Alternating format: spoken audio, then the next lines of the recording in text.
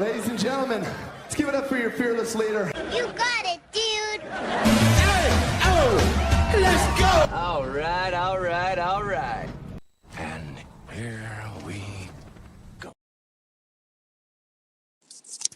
Welcome back to another edition of the Here We Go podcast. I'm your host, Trent Gang, and as if you noticed, there may be somebody a little different, a little more bald, and a little less mustache. It's DMCIII. David Korb, welcome to the show. How are you? Hey, what's up, buddy? Oh, man, not doing too bad today. So a little announcement for the audience out here. The millions and millions of fans watching around the world, DMCIII is going to become a permanent fixture to the podcast. I think was it December 9th? Was that the first one? Yeah, I think. That's a Tuesday? Yeah. Glad to have you, buddy. Glad to have you. It's going to be a lot of fun. Glad to be here full time. Well, let's start with some news. Josina Anderson, not shy to spark a little controversy in some of her posts that she puts out there. Shocker. We're going to throw something out here. So I'm going to kind of read off one of her posts from earlier today. So keeping tabs as we approach carousel season. League sources are eyeing 5 more NFL teams with projected openings at head coach, as of where things stand today, while waiting to collect more data on a 6th team too. She says, meanwhile, there's a long-time NFL head coach out there who is considering wanting a change of scenery and has told others of these thoughts. If he acts on those lingering feelings, his departure would clearly add to the list of vacancies. Who might that long-tenured coach be? Well, I'll take a drink to pre-game this a little bit. Here's to hoping that she is talking about Mike Tomlin.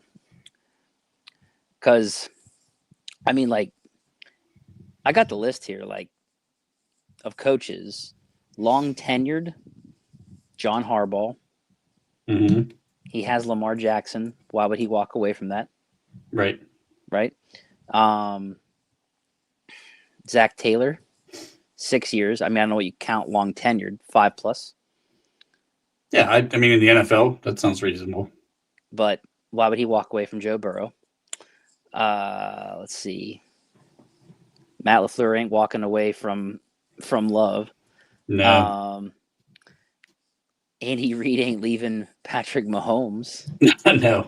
He'd retired before he left him. Yeah, McVay ain't leaving the Rams. Got a really good thing going there. Yeah, like the only one that makes sense is Mike Tomlin, right? I mean, I'm looking at all these guys and Tomlin, Stefanski. I mean, the Browns are kind of a shit show. The organization's kind of a shit show. But it ain't, I don't know if he's going to have any other team waiting for him. He's probably going to be an offensive coordinator if he leaves there. Right. So I don't know. Like, yeah, I don't. Oh, hold on. So what's Somber got? Has there been a link to the Titans? I have not been on social media today. I'm not going to lie to you. I don't know if that came out as a part of that report from Josina Anderson. Somber, throw that out there because I did not see to the Titans. Really? To work with the young Cam Ward? You know what? Good for them. Yes. If that's what we're talking about here, I'm fine with it.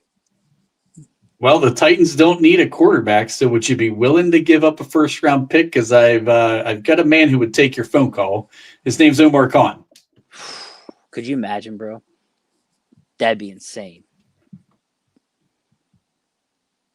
Just people talking Steelers Talk Chat Sports just put it out an hour ago. Interesting. Yeah. A lot of hardball in the chat so far. I know the Ravens have been just crushed by injury. And per Josina Anderson. Yeah. Yeah. But I mean, like, but like, why would you walk away from Lamar Jackson? Yeah. I guess if you're John Harbaugh, what would be the better fit? I mean, you've got a phenomenal GM. I mean, they don't miss a lot in the drafts. Mm-mm. They've been crushed by injury. The years they're down, it's always injury related. Yeah. So it doesn't. the only reason why they've really struggled is because of injury. Imagine if they stay healthy. I mean, it's been like this for a while now. They've had bad luck with the injury bug, but like, I don't think it'd be him. Too many of these long tenured guys have top 5 QBs in the league next to them. Yeah. They'd be an idiot to walk away. And only one of them has been consistently missing or getting blown out in the playoffs in the first round. Correct. And doesn't have a top 5 quarterback attached to them. So I don't know. Obviously, there's no way for us to say that it's definitely not Harbaugh. right. I just don't see how he comes out ahead by leaving Baltimore. They've been a competitive team. He's had opportunities to fight with guys like Josh Allen to try to advance to the AFC Championship games. He's fought with Patrick Mahomes to try to advance the AFC Championship games. They have felt for a long time they were just a step away, and injuries have held them back most of that time. Why walk away now? The only thing I can think of is he wants to just walk away altogether. Not that he's looking for a new start, just walk away altogether. That's the only other thing I come up with. That's the only other thing that makes sense. Because he and Tomlin are, I think, it's pretty far between them and the next longest tenured coach. I mean, those two guys are the two longest. Yeah. It's a pretty good gap. If that thing comes to fruition, it's going to be really interesting to see if it actually is Harbaugh, because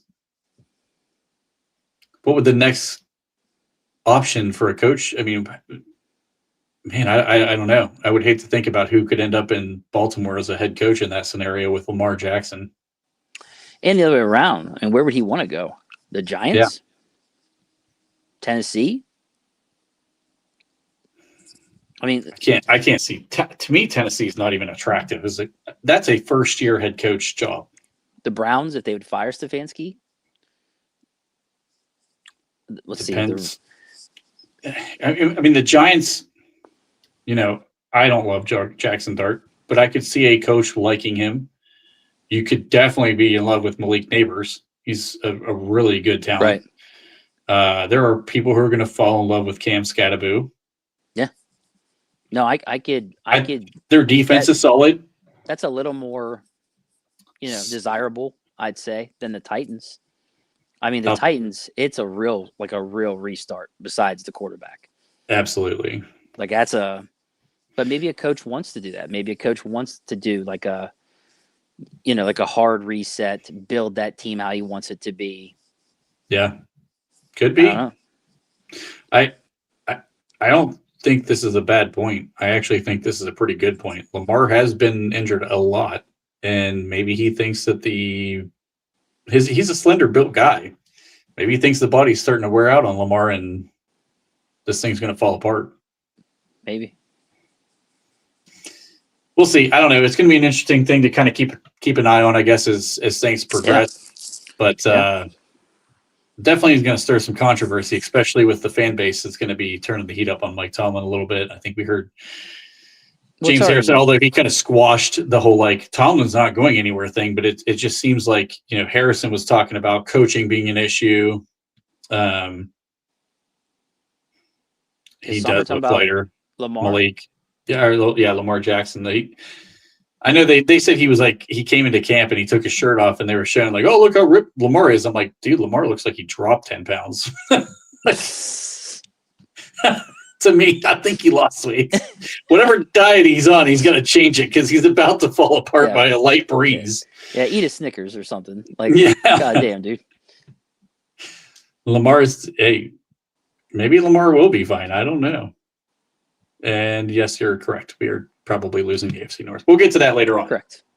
All right, let's get some news here out from Steelers' side of things, outside of speculation about maybe fingers crossed about Mike Tomlin leaving. Broderick Jones, Derek Hartman already ruled out for Sunday. That was a quick rule out, dude. They do know it's Tuesday, right? This is their first team meeting, and they're already ruled out. That's probably bad. That's why I'm like, how bad is this? Yeah, I saw the play when that guy jumped on Broderick's head. I saw it. And I was just like, that didn't look good. And sure enough, Broderick came out right after it. But yeah. I mean, they said it was a spine, right? At first, they said it was a stinger. Now they're listing it as spine, which I guess you technically could still call a stinger, but that's typically associated with the shoulders. Yeah. I don't know. So now Aaron Rodgers better have his head on a fucking swivel, because as much as Broderick Jones has been inconsistent, him and Fotanu are your best options at tackle. It gets really bad after our starting five with the depth. So, and here's the thing. The Bills have a pass rush. They are going to be bringing it if Rodgers is back out there. And Joey Bosa against Calvin Anderson doesn't sound like a fun game. No, not at all. So, yeah, it's this game's going to be, you know what? We might get to see Will Howard anyways. You know, one way or the other. Sometimes you just got to let nature take its course, buddy. Yes.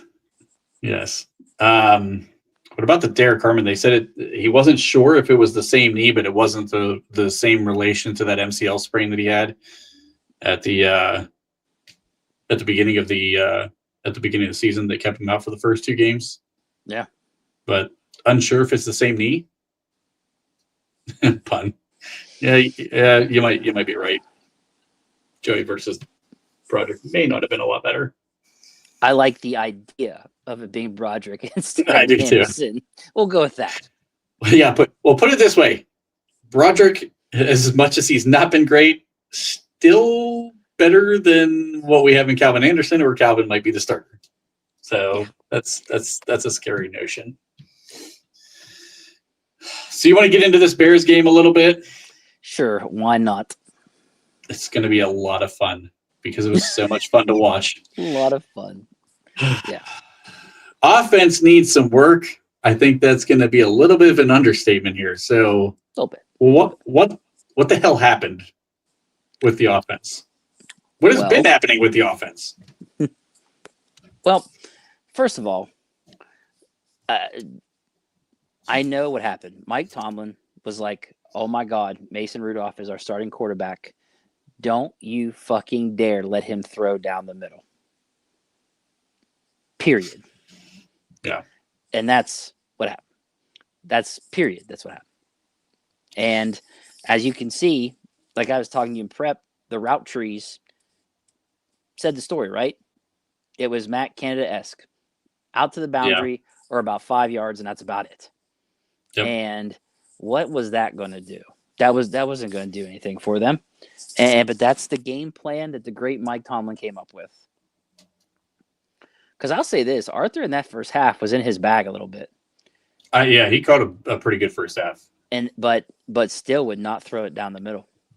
And dude, I mean, just for comparison, the Bears did exactly that. A lot. We went soft zone, and underneath down the middle, they tore it up. Dink and dunk. We're going to chew up, spit you out. And then when you go ahead and go out of it, we're going to throw it deep, and you're not going to have a guy covering. Guy running a vertical wide open for a touchdown. So, that was awful. I think, I mean, we talked in the prep. It does look just like the Matt Canada offense. I mean, a lot of like side-to-side motion. We ran a lot of stretch runs in this game, which Canada loved that stretch run. Only this time it's not with a 240-pound Najee Harris. It's with Jaylen Warren, who fits it a little better.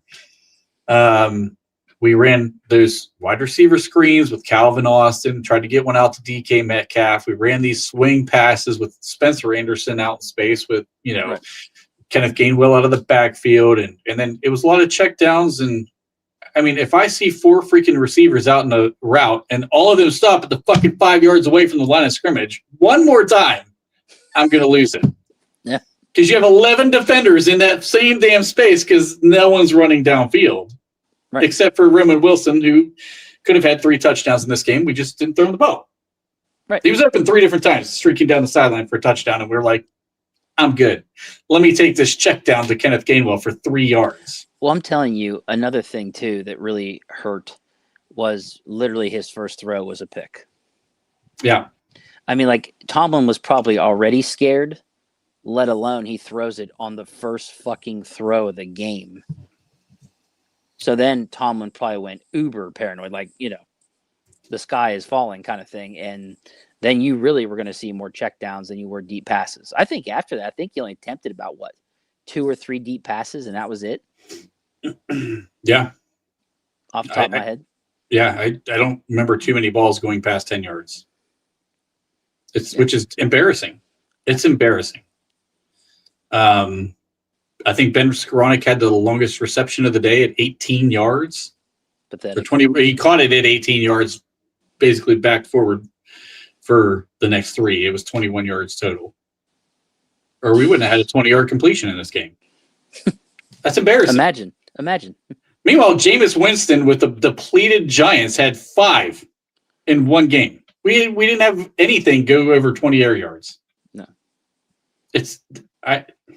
Against a team not having their 2 top corners and their 3 top middle linebackers, right? Yeah, well, yeah. One of their corners, there was a safety who plays nickel who was out, and then there was 3 linebackers, all 3 starters. How do you know this? You have this knowledge, and you're just gonna ignore it altogether. Like I have really no words for it, really. Actually, yeah, I do. Bunch of fucking dumbasses. That's the words I have for it now that I think about it. Yeah, it's just embarrassing. Like the fact that we're not willing to call plays over the middle is embarrassing. Bob and I talked on Sunday in the pre-show about highlighting run the ball heavy to start the game, draw the backup middle linebackers up, release tight ends and DK Metcalf and some of the receivers and some crossing routes right behind them, and it should have been open all damn game long. And then once safeties come forward, you can take your shots behind that. Right. We didn't even send anybody downfield. I don't understand what we're doing. Me either. Like it's nuts. So the fact that we're just sitting here talking week after week about never stretching the field, Mason's completions were 5.5. Come on. Every week we average less than 6 yards of completion.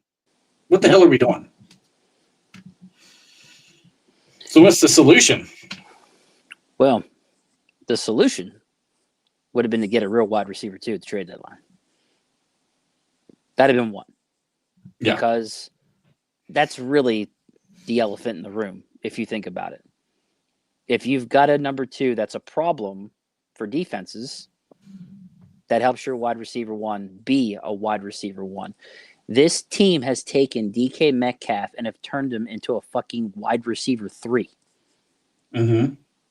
Like, I don't know how you pay the man $150 million, but don't use him like a $150 million wide receiver. Because you and I have talked about how you've brought it up several times, how they use him to set up other guys instead of the other way around. And you're right. Exactly. And it's insane. That's your fucking guy. You've got to be able to scheme to get him open. Yeah. Doesn't happen. Dave, I know Dave shared a highlight of how in the same, I think it was 13 personnel type packages the Rams were running, they bring Puka Nacua down and they hide him coming between the tackle and the tight end, I think is what it was, and run him in a crossing route that ends up being about a 20-yard gain. Right. How in the hell, when he's the only receiver on the field, can Sean McVay scheme this guy open? But on that same formation, we would probably have fucking DK Metcalf blocking for Darnell Washington. Correct. Running the same route. Like, yes. We do not do anything to help out these receivers. And I know Dave has been all over the George Pickens thing. We didn't help him when he was here either. We didn't help Deontay Johnson when he was here. You could go down the whole list. We do not ever scheme these guys open. It's Mike Tomlin. That's what it all comes back to.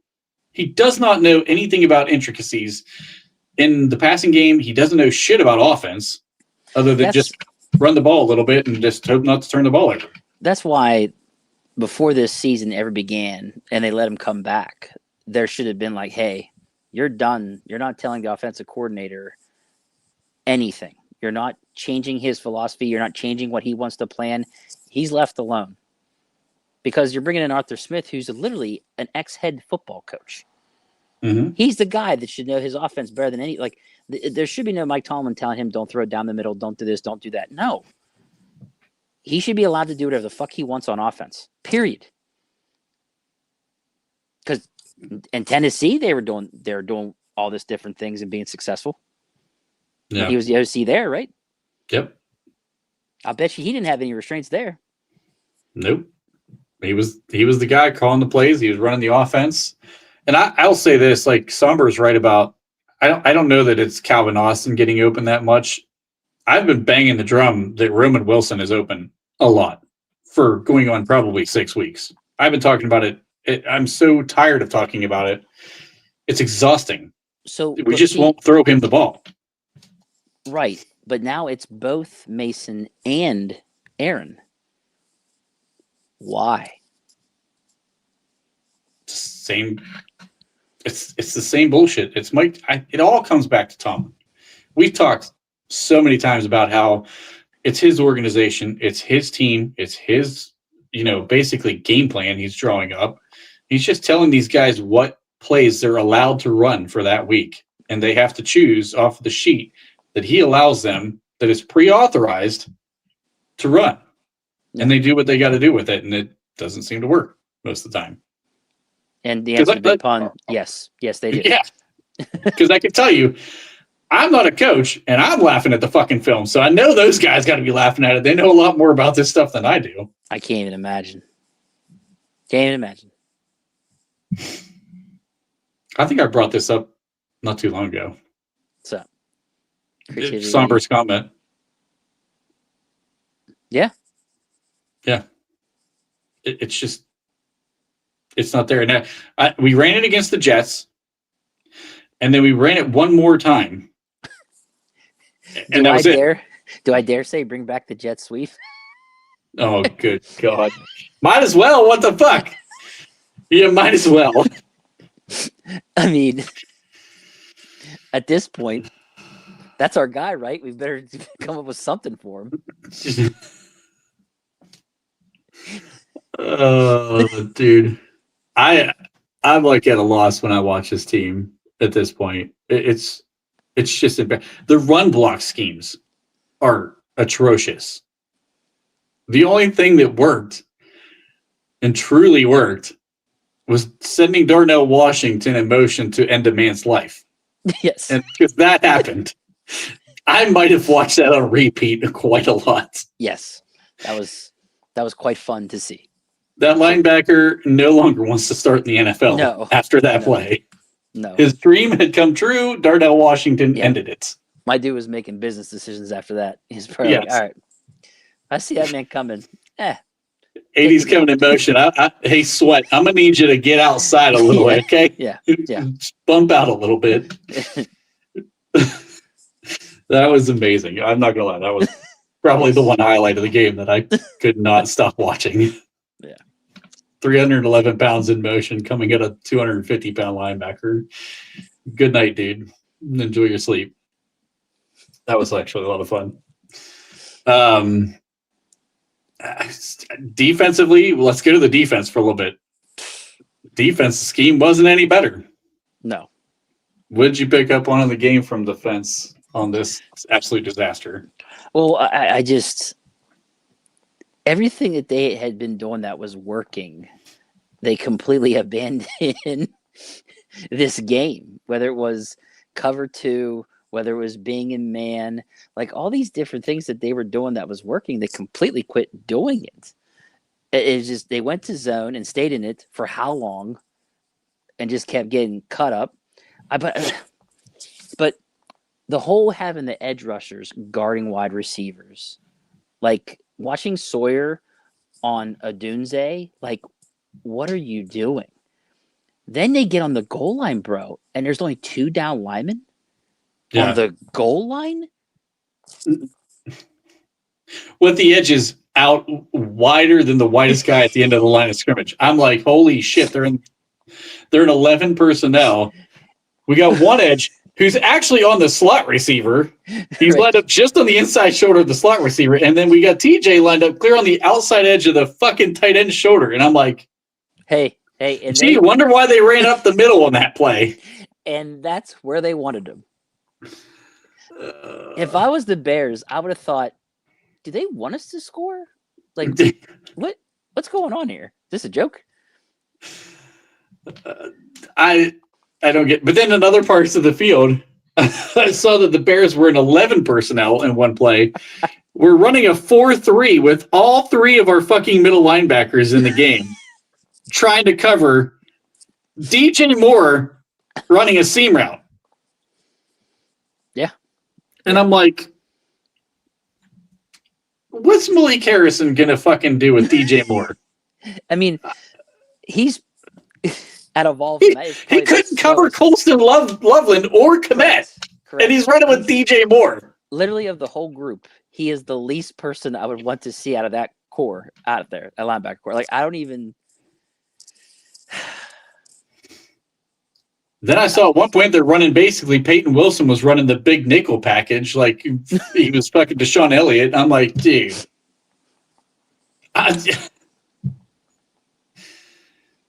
Yeah. Yes, because Eccles knows how fucking retarded it was. So why the hell would he? And he's not the only one. There's a bunch of Patrick players. Patrick Queen was pretty open. They just I don't know how they handle it. I don't know how they handle it. And you know the other thing that was working when they were running some cover one stuff against number one, we were in man, not in zone. But other times I watched a lot of times they were bringing Jalen Ramsey up to pick up the slot receivers in man, not Kyle Duggar. Well, who got beat on the touchdown? The first touchdown, it was Kyle Duggar in man coverage against DJ Moore. It was. And he got beat on the inside. Mm-hmm. Well, Duggar's strength is not as a coverage guy. He was playing fine on the back end of things, while Right. Jalen Ramsey was actually more effective coming up. And He also gave up the touchdown to Colston. He did. Yeah. So, like, I don't know how you watch things work against the freaking Cincinnati Bengals with that receiving core, and you say, oh, no, it's the Bears, and they have DJ Moore, who's a fine player, Romadunze, who has been okay. He's honestly, he's like 150 yards ahead of DK Metcalf for the season. Right there. Yeah. It's 1,000% on the coaching. Bingo, They're putting him in terrible positions. And here's another thing that I pointed out in the freaking pre-show. Do not run zone against Caleb Williams. He was carving it up against the Vikings when they tried to do it. He was struggling against man. Every time we ran man, when we actually did it, he struggled. He couldn't find open receivers. They had to have watched. Like, I have to believe they watched film, and there must have been a game where or a games, we'll say, where that's what was most successful against the Bears or something. I have to believe that there has to have been something where it seemed like playing zone was more successful against Caleb Williams. I have to believe that. I mean, it's the only thing that would make sense. Right? I guess. You know what? I don't know, because none of it fucking worked. I just, the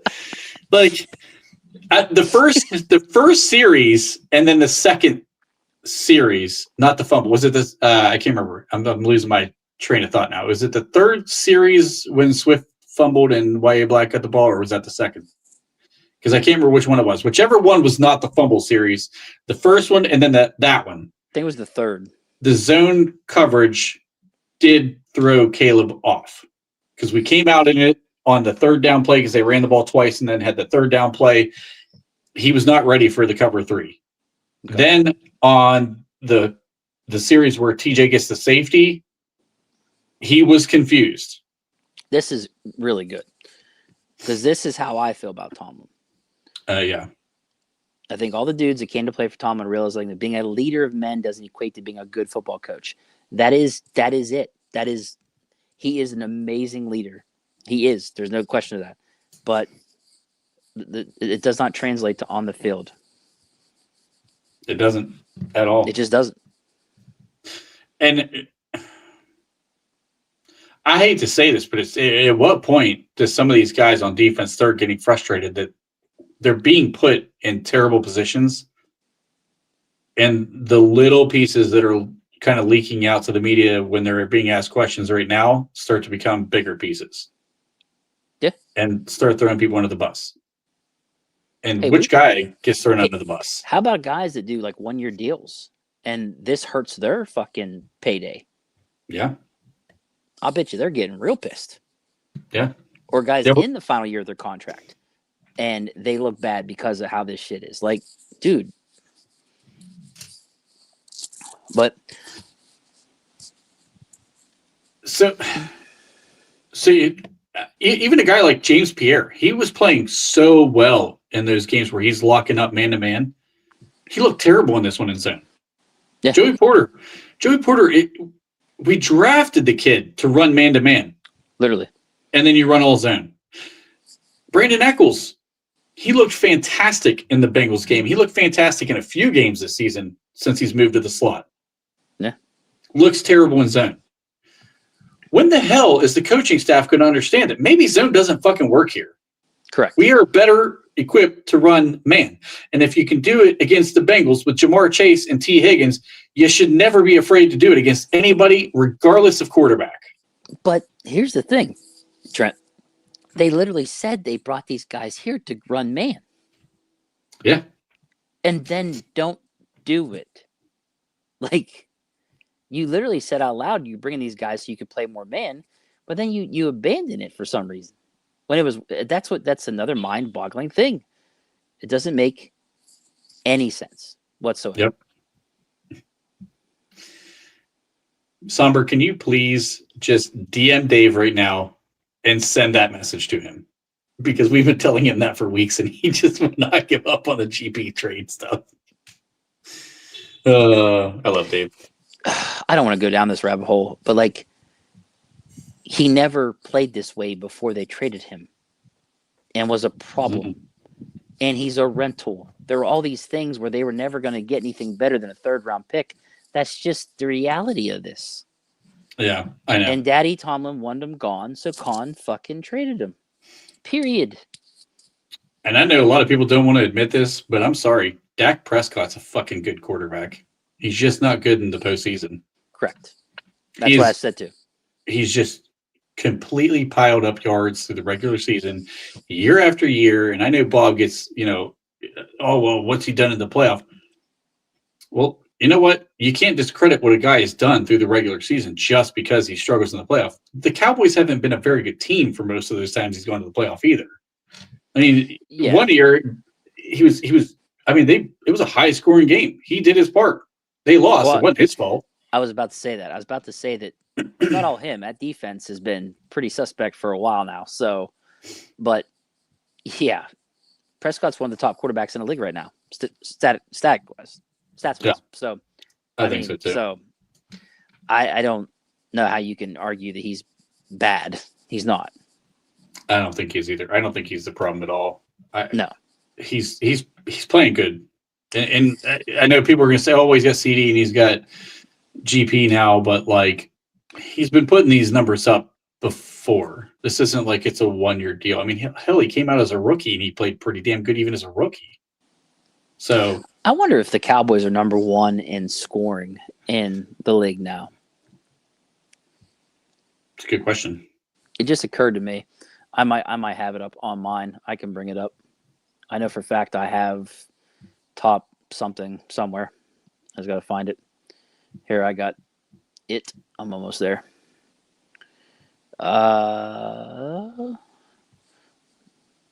It has Indy. Indy's still first.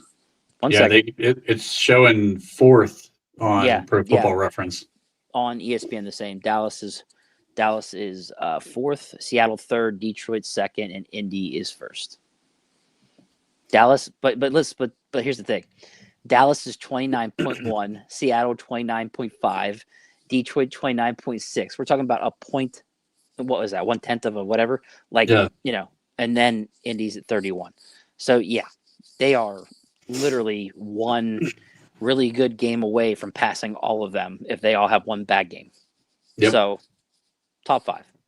Yeah. It's just we just don't have that. And the Aaron Rodgers that was the second half quarterback for the Jets last year has not been the second half quarterback that we got this year. He's not playing like it. Mm-hmm. We've not gotten that production out of him. You can blame the way we're using DK Metcalf, but Roman Wilson's open. You're not throwing in the ball. You can talk about the fact that Jonnu Smith and Pat Freiermuth haven't really done what we thought they would do, but at times they're open and he's not getting the ball. He's running himself into sacks. We have a quarterback problem still, and it's not changed since Ben's injury. That's ultimately the biggest issue, and Mike Tomlin wants to play everything safe. So any of these intricate route trees that people want to run that you see with all these West Coast offenses and these innovative minds, like, it just ain't going to happen here. He's not going to allow it to happen. Something happened to Rodgers after that Bengals loss. Seems like it. It seems like since then he just has not been the same, and I don't know what it is. I really don't. But and I don't want to. I'm not trying to question him. You know what I'm saying? Like, but I feel like the more these guys know shit's not gonna go well, or shit's not right, or it's a shit show, the more they're just gonna go through the motions or go into business for themselves. If you get what I'm saying, like, gonna get rid of the ball quick. I'm not gonna try to get killed.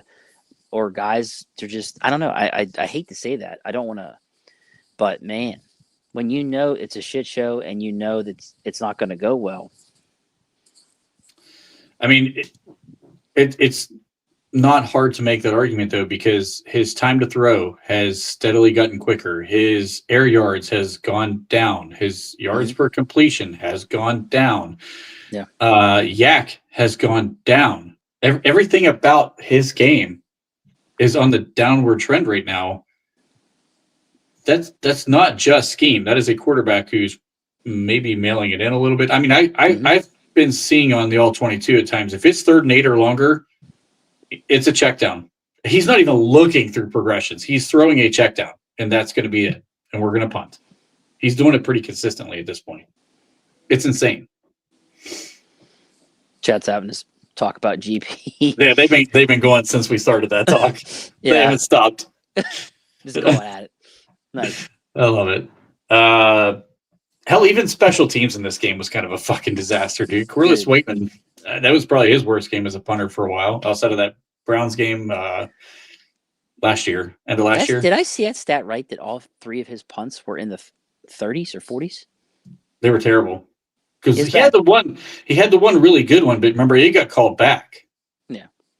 And then he put the other one straight out of bounds. Because if this happens again, Cameron Johnson's a free agent.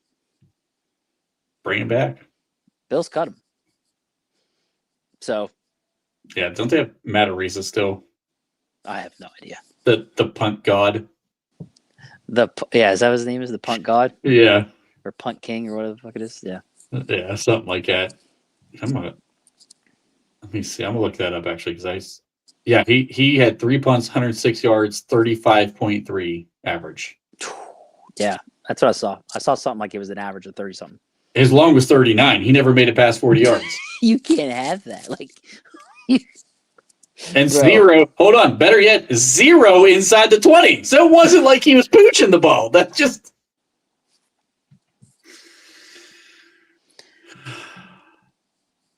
The only thing consistent about this game was Boz made all the extra points. It's just, that was it. That was the one bright side. Everything else was pretty much garbage, or else we would have beat this team. Boz is always ready, bro. Boz is always ready. The Boz. The Boz serial killer never fails. The serial killer. The serial killer. I love it. Oh, God. All right. We've kind of gone on a little bit of a Tomlin rant. Did you have anything else to add about Tomlin before we switch gears a little bit? No. It's everything we already know, bro. We already know. It's a train wreck, dude. Yeah. All right. So let's think about the future here because it's looking pretty glim. Future. What do you think? Is there any chance in your mind that we could possibly recover and actually win this division? Because the Ravens are still limping. I know they're winning, but everybody's looking at the stretch they've had. That stretch has been awful team after awful team. Yeah. They're about to get into back into the meat of their schedule, I should say, where they have some tough games coming up. Yeah, I'm gonna try to bring up their schedule real quick so I can look at it and really get a look for here. So yeah, the Ravens have Bengals, which sounds like Joe Burrow is gonna be back. It did sound like that. Then they got the Steelers, but they got them at home. Then it's at Bengals. Then it's Patriots. Then it's at Packers, and then it's at Steelers. So there's a chance here that they could fumble down the road here, and we have 2 games against them. So we in reality, we control our own destiny. We're tied right now. Yeah. So. Yeah, I mean, we have a shot. We do. But if we lose this game against the Bills to fall behind the Ravens if they win and 2 games back of the Bills in the wild card, we are in trouble. We are in big trouble. Because here's the thing. Even if we don't stick with Baltimore, right, and we go for that wild card, the Bills are going to have the tiebreaker, even if we gain the 2 games on them. So it ain't going to matter. Yeah. The only way they're going to make the playoffs is if they win the division. That's it. That's the only way they're going to make it. I agree. The only path to not only make the playoff, but have any chance for the remainder of the season is to win the division. And it's the only path for them to be able to win a playoff game. Because if they win the division, they get the home game. Because this team will not go away and win a game. I almost want to guarantee it. Now, I'm not going to say I'll pierce my nipples if they win a away playoff game. However, I'm just saying it ain't happening. If we want to see this team actually win a playoff game, it'll have to be a home game. Period. That's the best shot I give them. Now I need to know: will you tattoo a Buffalo Bill to your ass? Nope. Because that was the other bet. See, sir, am not a fucking idiot. So. You tell me you're terrible at sports talk radio without telling me you're terrible at sports talk radio. Making ridiculous bets tells everybody all they need to know. Bro. But there's just no way. Oh, we got a Bears fan in here. I saw that. Listen, hey, we'll own it. Down. Go ahead. We'll throw it up there. We'll own it. Our team sucked. Congratulations. Your quarterback still paints his nails. Oh, my God. You beat me to it. I was literally about to say it. Your dude paints his nails and carries a purse. Shut the fuck up. Do that for us. He put a love symbol. I love it. I wish we had more people from other teams that join these chats. I think it's fun. It is a lot of fun. Yes. See, he's good. He's good spirit about it. He is. I like it. it. Oh, God. But those guys up there, as long as he wins, they don't give a shit. Just keep winning. No. Whatever. No. You can paint your fingernails. You can wear rainbow teeth. You can do whatever you want as long as you're winning games. My dude could wear a dress out there on the field. They don't give a fuck. They don't care.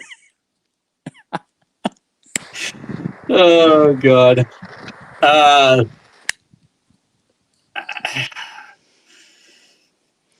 If you had to guess a percentage chance that you think this team actually has a chance to win the division, what kind of a guess would you throw out there? Because I'm telling you, my number is going to be a little low. I mean, let me look. Let's look at their schedule. We did the Ravens. Let's look at the Steelers. Got the Bills at Ravens, Dolphins at home, which is big. But then at Lions, at Browns, and then they verse the Ravens again at home. So, I mean, the games objectively here, where I would say they're going to lose, they're definitely at Lions. They always struggle at Browns for some reason. Mm-hmm. So, and for better or worse, Shador had the offense moving better. He did against the Raiders. Wasn't great, right? But it was improvement from what they've had, and that defense is still good. That one throw he made was impressive, dude. Not the check down where Samson took it to the fucking house, but the throw on the move was a dot. It was impressive. It was a good throw. But I'm just saying, like, I don't know why we always struggle at Browns. At Lions is going to be a joke. We're going to get fucking destroyed. Crushed. Yeah. We usually split with the Ravens. So in my mind, 3-3, which has put us at the lovely 9-8 that Mike Tomlin covets so much. So yeah, 9-8. They need the Ravens to basically go 2-4 so they can win the division. If you look at the Ravens schedule, do you see them losing 4 of those games? That's the question you have to ask yourself, bro.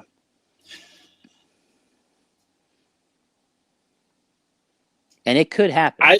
I'm going to be honest with you. I think we win 4 of those games. Really? You think we go 4-2? It's gonna be a lot. I think we beat the Ravens twice. I think they're just so beat up. All right, Bob. All right. What the fuck? What? Seriously? We'll see. See if Lamar stays healthy. He's still. I think Lamar gets. I think he ends up missing more time before this is all said and done. I'll be surprised if he makes it to that final game. That's Trent. That is the only fucking way they are. See, Punt's on my side. He knows if Lamar gets hurt, we're good. No, you know what would fucking happen? We'll smoke the Ravens in Baltimore the first game with Lamar. They'll throw goddamn Tyler Huntley out there to throw for 378 and 8 touchdowns because why the fuck not? He's got 800 yards passing total over 6 years. Yeah. That's what would happen. He'll make the Pro Bowl again. Yeah. No, we've probably got about a 20% chance of getting to the playoff in this thing and winning the division. I'm just saying, I'm looking at the Steelers schedule here. You think they're going to go 4-2, right? You think? So let me get this straight. About all that. So yeah. I think we definitely win 3 games. I don't know if we win 4 games. Just forget you said this, not me. So let's do it. 4 games. I'm going in. Let's do this. Pick the 4. So you have the 2 Ravens, the Dolphins. Okay, Dolphins. And we're going to beat the Ravens twice and the Browns. And we're going to definitely get smoked by Buffalo. We're going to get smoked by the Lions. But the Browns they're going to come down off the Shador high here pretty soon and come back to reality that he's just a shit quarterback. I'm not 100% sure, but do we ever really sweep the Ravens? No, not very often, but we did 2 years ago. I was going to say, I thought 2 years ago we did. Yeah, we split with them last year. They beat us twice. So you're back to back. Me a blind squirrel finds a nut every once in a while? Is that what you're telling me? Hell yeah, dude. Okay. Oh, so Ravens, Dolphins, and the Browns at Browns, which again, like I mentioned earlier, historically, it seems like we lose at Cleveland. Aaron's taking Ben's throne as owning the Browns in Cleveland. So you are going against basically all history all in the past 5 years-ish. So back to reality, by the way. Hold on. Somber brings up a good point. Oh, I got to see this. A+ draft pick Will Howard gets in the Buffalo game and leads this team to glory. And then all of a sudden we go 4-2 down the stretch. Okay. Pun. Yes. Pun. 0.0. That's it. Literally. I don't even know why we're showing up for the Detroit game at this point. Yeah.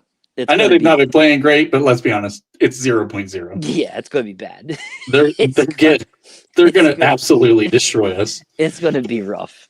A+ draft pick Will Howard is going to lead this team to glory. We've got our quarterback of the future. A+ draft pick. A+ draft pick. He's gonna use the Ravens game to just catapult himself. He's going to get his feet wet in Buffalo, and he's going to use that Ravens game to just catapult himself into greatness. Tomlin's going to tell him, you can't throw down the middle. You can't throw deep. And the great Will Howard's going to go, fine, I'll run the ball. And exactly. Run it. 80 yards down the field and score the winning touchdown. Read option between he and Jalen Warren. I'm seeing nothing but positives. I can see it. He's going to score a touchdown. He's going to look over Aaron Rodgers and do the discount double check celebration. Yes, he should too. It's happening. It's happening. I mean, Gruden believes in him.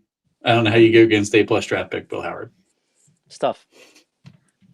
It's tough. All right, so we all know we're pretty much not winning the division. We're not getting to the playoffs. No. What's the future of the franchise? So let's say this thing goes the other way. What if we go 2-4? Would you try to get yourself into the quarterback conversation in this draft? Yeah. Yes. So here's some guys you like. Like as far as quarterbacks The guys coming. Yeah. Oh, Assuming I think Dante Moore's coming out. I know everybody keeps saying he's not. I think Dante Moore's coming out.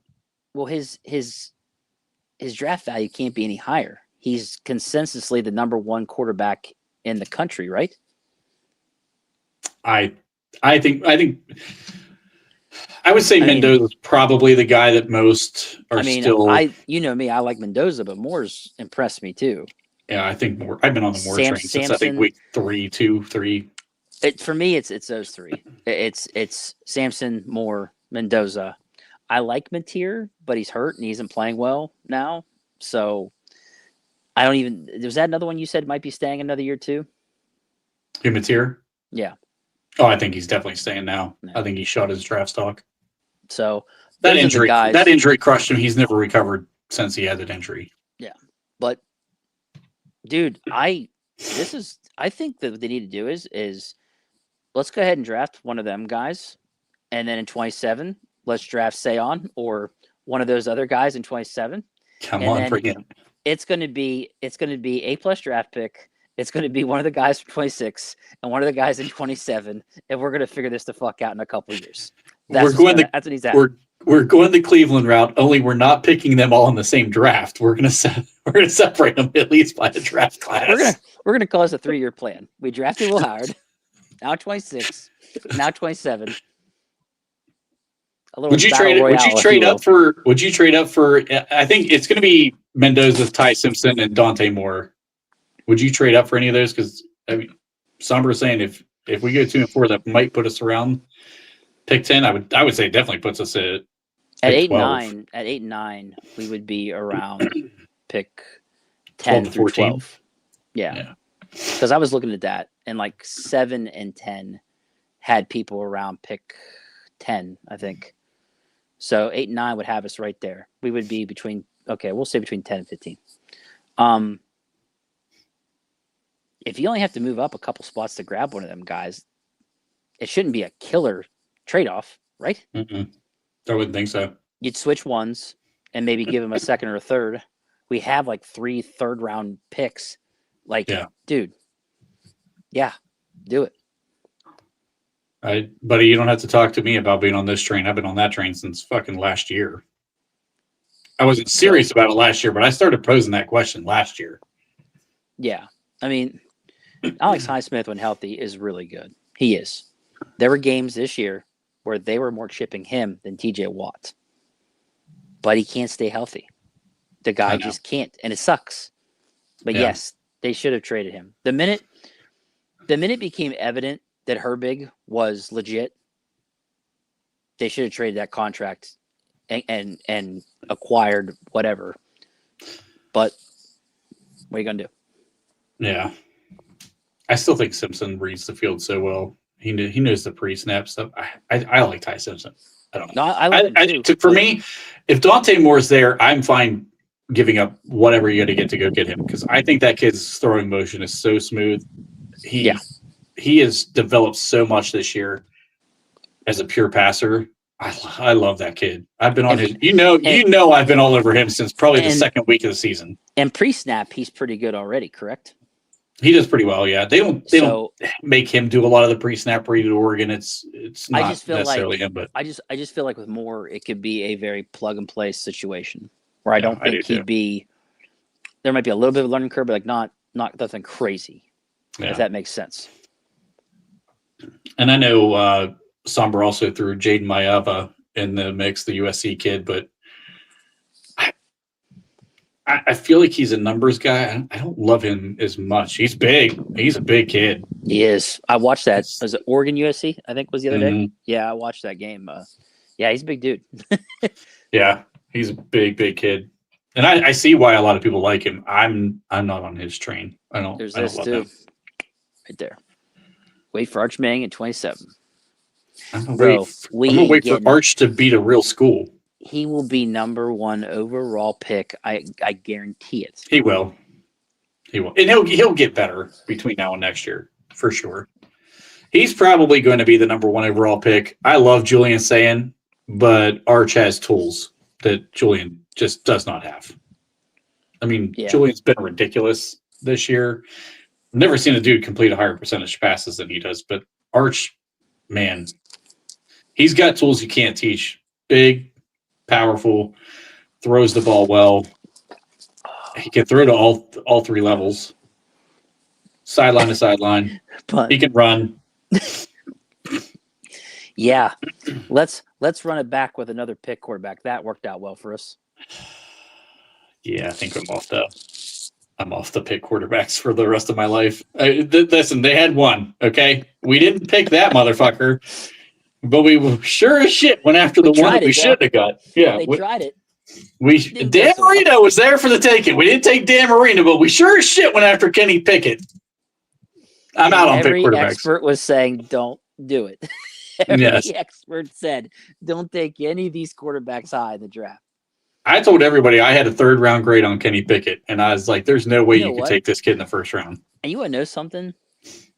That is actually something I don't think anybody I've ever heard evaluate that draft of. What if they would have waited till the 3rd and took him then? They could have.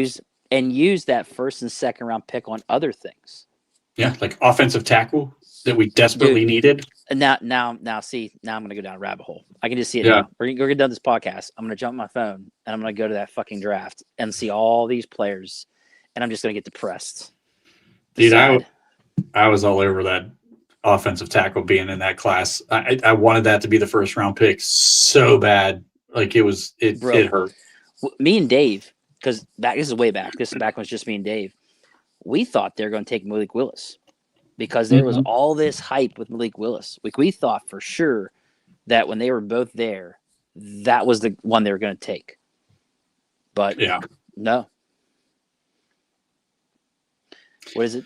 I do we should draft pass rusher or best wide receiver in the 1st round this year? Well, how to start in 2026? My man. I like it. I'll go with it. I'm in. You talked me into it.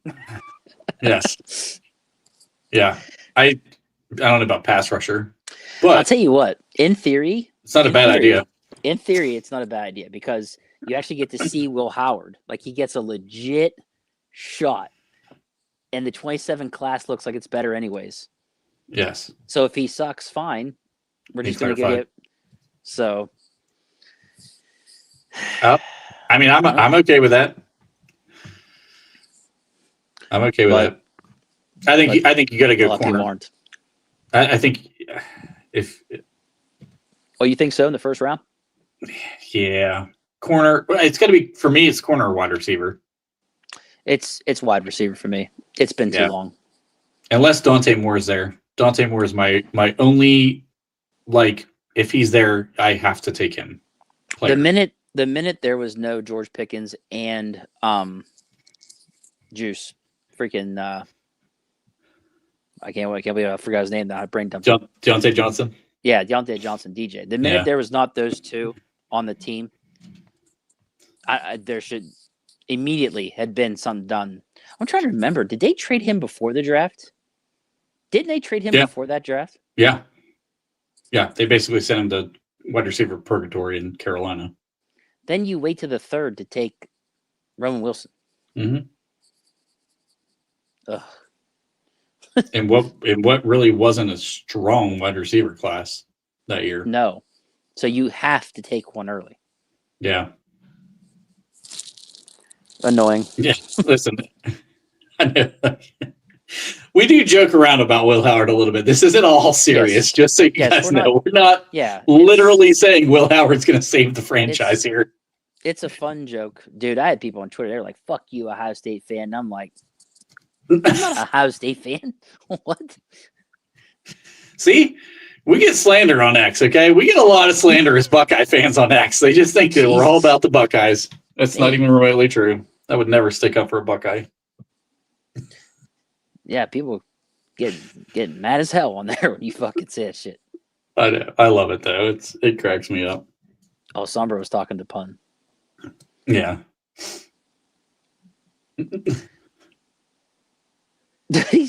Pun said the Steelers would literally destroy Howard's career. Jeez. Don't hold back, bro. Don't hold back. Pun is a big fan of how we develop quarterbacks here in Pittsburgh. He's a big fan. Oh, God. I love it. All right. I think we've bullshitted long enough about the future of a class that Tomlin probably won't consider drafting anything of. Yeah. He's good. He's good. Yeah. Well, actually, I feel like we need to trade that first round pick, especially if we get in the top 10. We probably need a new safety next year. I was going to say, let's just go see if like somebody was. Buda Baker's getting pretty old. We could probably bring him in. There's a defensive player out there we can trade for. There is a defensive player, and then pay him. We better pay him too, because we might slip down to being within like 80 million of the next closest team in our defensive payroll. We can't take a chance on not going 9-8. It can't happen. Okay, we gotta go trade for that guy. Period. Have to. That's a must. That's a must win. Must win situation, because no team. Let's be honest. No team wins in this league on offense. Just look around. The Chiefs suck. I just want every year about this. Sucking. And Dave will like this. We traded our starting star safety to get another guy who eventually started playing safety full time.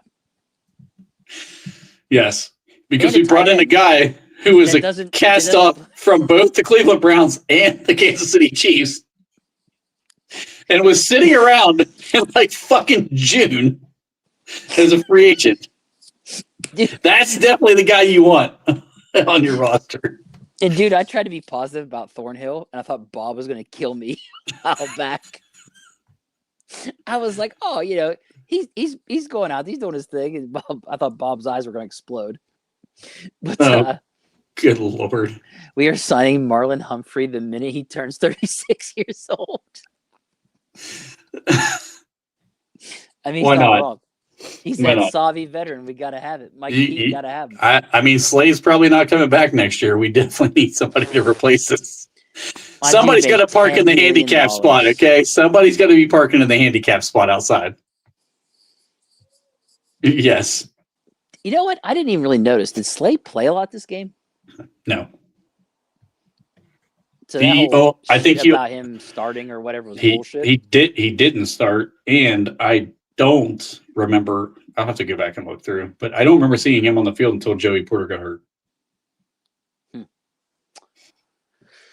So, oh God! Welcome to your first episode on the Here We Go podcast, Dave. Good times. Good times. All right, that's all I had for the evening. You got anything else you want to contribute to the shit show? I'm drinking Row 94. It's a bourbon made by Green River. Really good. If you get a chance, get yourself a bottle. You won't regret it. On that note, for everyone in the chat, you guys were lighting up the chat today. Appreciate all of your efforts there. Always fun to bullshit with you guys about Steelers football, even after a really shitty loss. Yeah. Thank you so much. As always, like, share, subscribe, all of that good stuff. Until next time. Just smile and wave, boys. Smile and wave.